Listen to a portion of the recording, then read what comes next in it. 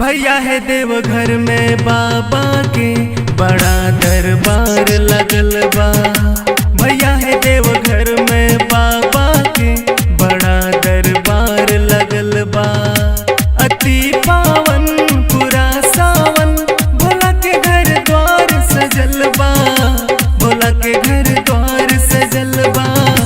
भैया है देवघर में बाबा के बड़ा दरबार लगल बा। भैया है देवघर में बाबा के बड़ा दरबार लगल बा।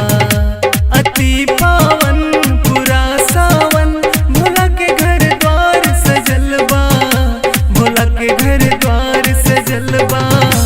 भैया है देवघर में बाबा के बड़ा दरबार लगल बा। भैया है देवघर में बाबा के बड़ा दरबार लगल बा।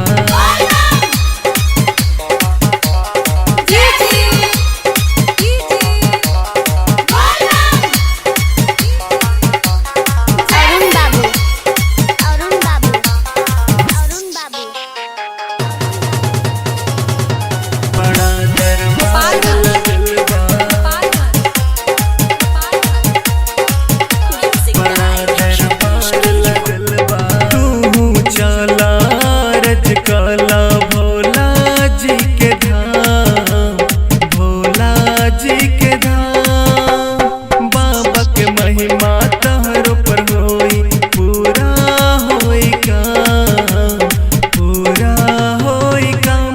माई गौरा के दर्शन ला पूरा संसार जुटल बा। पूरा संसार जुटल बा। भैया है देवघर में बाबा के बड़ा दरबार लगल बा। भैया है देवघर में बाबा के बड़ा दरबार लगल बा।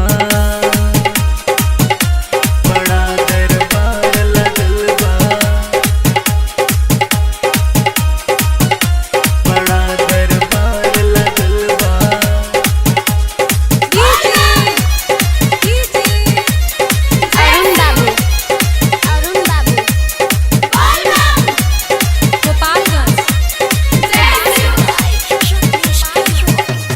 विघ्न विनाशी बाणे गणेश जी हरि है तो हर दू, हरि है तो हर दू।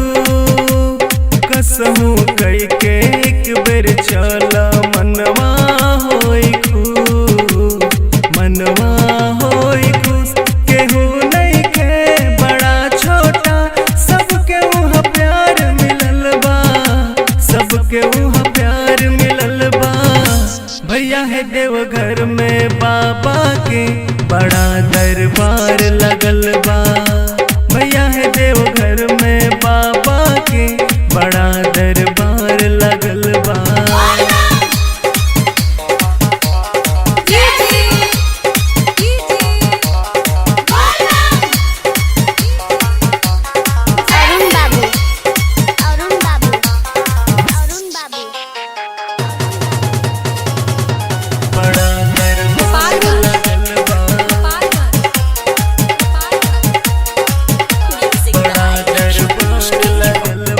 अभिषेक आनंद ले लत कांवर ले भोला के नाम, ले भोला के नाम। निशंत रंजन चिंता फिक्र छोड़ चला बाबा धाम, चला बाबा धाम।